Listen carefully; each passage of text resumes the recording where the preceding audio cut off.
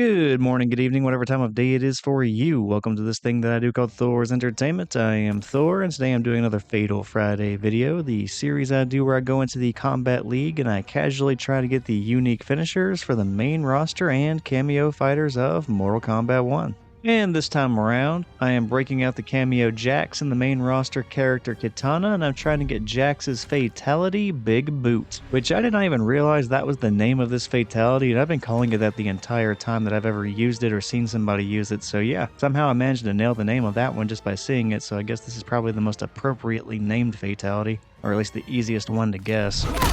Living in your sister's shadow wastes your potential. It is my duty and privilege to serve her.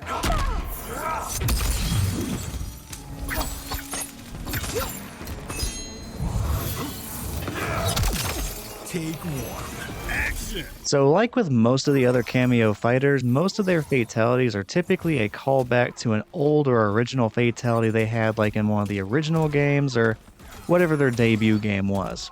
And with Jax, that's not really any different. The Big Boot Fatality is a reference to, I believe, Mortal Kombat 2, maybe Mortal Kombat 3, actually maybe both. It's been a while since I played those old games, so it's kind of hard to say for sure, but this is a callback to one of those old games. And whether it was Mortal Kombat 2 or 3, Jax had a fatality where, at the very end, Jax would just grow before the opponent's eyes to gigantic heights, so much so that you could no longer see him on the screen. But the next thing that you would see would be Jax's boots stomping down onto the opponent, crushing and killing them. And in Mortal Kombat 1 for the cameo Jax, that is recreated in the Big Boot Fatality because yet again he is growing to gigantic size, only this time around, because graphically we are far more advanced than we were back in the days of Mortal Kombat 2 and 3, we no longer just have to settle for Jax being so big we cannot see him. In this game we actually get to see Giant Jax. And after seeing Jax grow to giant size, we also get to see him go through the full motion of stomping down onto the opponent and crushing them. So yeah, not only are we getting a callback to one of the original games, we're getting to see the full animation that we never got to see before, which is kind of awesome. That, and this is definitely my favorite cameo fatality. This was also a really high-ranking fatality back in its debut game for me because it's not like the most brutal or graphic thing, but just the concept is so ridiculous. Like, there is no reason for Jax to have this ability because he does not have it in the game or in the story of any of the games. But for some reason, in this one fatality, in this one instance, he just decided that he was going to be like Atom from DC or maybe Ant-Man from Marvel, and he's just going to grow to gigantic size, manipulating his size to kill the opponent. Like, I have no idea where this comes from because it never comes up ever again in anything else. And it's just so random, it comes out of nowhere that I kind of love it. Like, it is complete and utter nonsense, but I can't help but enjoy this because it's just so freaking random. So yeah, for no other reason, I love this fatality out of all the other cameo fatalities the most, just because it completely blindsides you in a way that I cannot help but just be amused by. And it definitely reminds me of a time in Mortal Kombat where, yeah, it's incredibly violent still, but a lot of the fatalities were kind of cartoonish. Don't get me wrong, I like the hyper-violent ones of today as well. They're just incredibly graphic and just over the top in that way, but my opponent picks up one victory and immediately starts teabagging. Okay. I could tell we are dealing with a very classy opponent, clearly. And also they go for the fatality after winning just one match. And I think it was around this point in real time when I thought to myself, you know what? I really hope this is the guy I end up beating and I get the Jax fatality against. And we'll see a little bit later that the teabagging just continues, even mid-match. Like right there, but they also end up doing it some more throughout the entire set. Like, this person got really confident apparently after one victory. So yeah, I definitely found myself thinking this person really does need the big boot. But yeah, I guess I'll let my opponent just continue with those little taunting motions, and feeling like they already have this matchup in the bag. But I mentioned that this person deserves the big boots, which kind of reminds me of the point I was trying to make before I saw that and had to comment on it. So yeah, some of the old fatalities from back in the day are really, really cartoonish. They are not all that way, but there are some like Jax's big boot, or whenever Cyrax blows up the entire Earth in his fatality. They are violent, but in such a way that's kind of cartoonish and comedic. And more recently with Mortal Kombat 1 and some of the previous Mortal Kombats as well, the fatalities are just really hyper-violent. Granted, they are a lot of fun, but the tone is definitely not silly. I enjoy both. I do. but we have definitely been seeing a lot more of the hyper-violent ones than the comedic ones as of lately. So it was kind of nice just to get this little funny one back.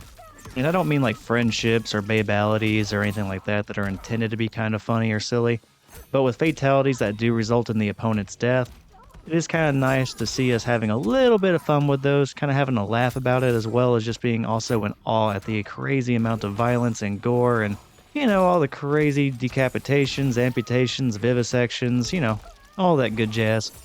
Anyway, enough rambling about my thoughts on the fatality that we are shooting for. I guess this is a good time for just an update on the matchup itself. So in this set, my opponent is up 1-0.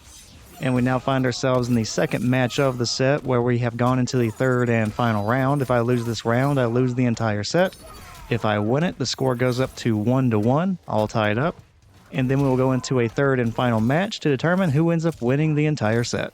So yeah, I really need this third round in order to keep myself alive. And of course not letting the person that's been taunting me pretty much this entire match and at the very end of the last match from winning. Which, with my opponents already below 30% health and me having a really good life lead, I was not guaranteed to win this by any means, but it was really good odds, and as you can imagine with this being a fatality-related video where I get to highlight Jax's fatality, I do at some point win, so it's safe to assume I did win this one, and we at least got to go into that third and final match. Kitana wins. We have no cause for dispute. You aided Xiao's attempt to steal the throne. Take one. Action! Alright, we now find ourselves in that third and final match to determine who's going to win the entire set. And every single match up to this point has gone into a third and final round, so after 6 rounds against this opponent, I did start to pick up on a few things that they had a tendency to do against me. For one, this Sub-Zero has been spamming that ice clone that he just throws at you fist first. I can't think of the name of it offhand, but it's the one that you need to do in order to get his carbon copy brutality. Outside of that, he doesn't do it every single time, but a lot of the times whenever he gets knocked down, he wakes up with that armored wake-up ice slide. Also, this Sub-Zero, when he's not doing the ice clone throw, will also throw the ice ball at you a bunch of times. And then eventually, if you just block those or duck those, he gets impatient and then jumps in at you. And normally with a jumping kick or jumping punch. Not every single time since he threw me once, but pretty much every other time. So yeah, this person was really susceptible to that wake up that if you blocked it, you could punish him, or the jump in that you can up block and then punish him, and a few things like that. Besides those, he's had a couple of combos, but nothing too crazy, so it wasn't like I had to worry about this person just ripping off a crazy amount of damage because it just really had not happened up to that point. So it seemed like as long as I just actually executed my combos, which was something for some reason I was struggling to do in this matchup, I don't know why. I did see a connection pop up down there a moment ago, so maybe it was that, but I'm not going to blame that. In all likelihood, I was just screwing up my buttons. But yeah, as long as I stop doing that, and I punish where appropriate, I have a legit shot at getting this thing. Which I did end up losing the very first round of this final match, so definitely can't do that again or I'm losing. But since then, I've done very well against this person using Sub-Zero, so there was no reason to panic just yet. It seemed like I was still very much capable of winning the whole thing and getting that fatality. Especially since I won that second round, and once again we are down to a final round to determine the winner of a match. It happened every single match of this set. And maybe I've just missed it up to this point, but I have not seen my opponent doing any more of the teabagging. I guess they finally realized, ah crap, I actually need to try and pay attention here instead of screwing around. Guess just being a round or two away from losing the entire set will do that to somebody. Which, I'm glad for it. I'd much rather win and get this video against somebody that's really trying as opposed to someone who's just screwing around the entire time. So at least we know in the very end in this final match that it seems like we got his full effort. And I need to find a way out of this corner because it's definitely somewhere I do not want to be against Sub-Zero. Granted, they got me frozen in midair by the ice clone, but I am trying, and fortunately for me, for some reason, Sub-Zero decides to throw me out of the corner, cornering himself.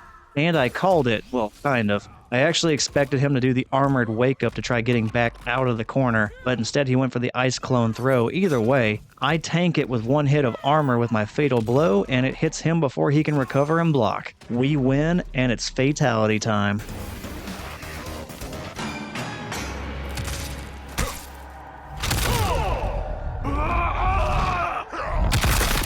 Fatality. Kitana wins. And that was the Big Boot Fatality from the Kameo Jax. A very fitting end for my opponent getting stomped out after they were taunting excessively throughout a lot of our matchup in this set. Starting, of course, when he got his very first victory against me, going up 1-0, and just instantly seemed to think that this thing was over. Yeah, I've said this in other videos as well, but if you ever choose to do the teabagging and the taunting, at least make sure that you are going to win. It's not my thing, but it's kind of embarrassing when you do all that and you still lose. But yeah, that was the fatality I wanted to highlight in this video, and I hope you enjoyed it, and if you did, it will be shown off one more time at the very end of this outro. So with this video knocked out, the Kameo Jax has had all of his finishers highlighted in one of my videos.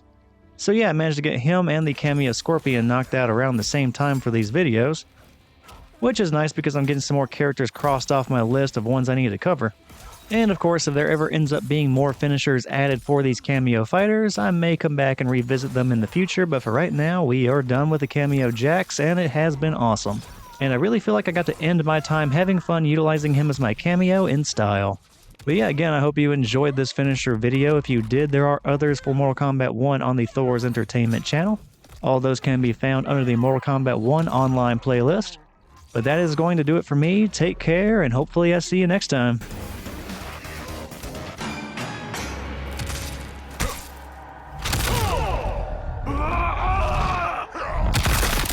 Fatality.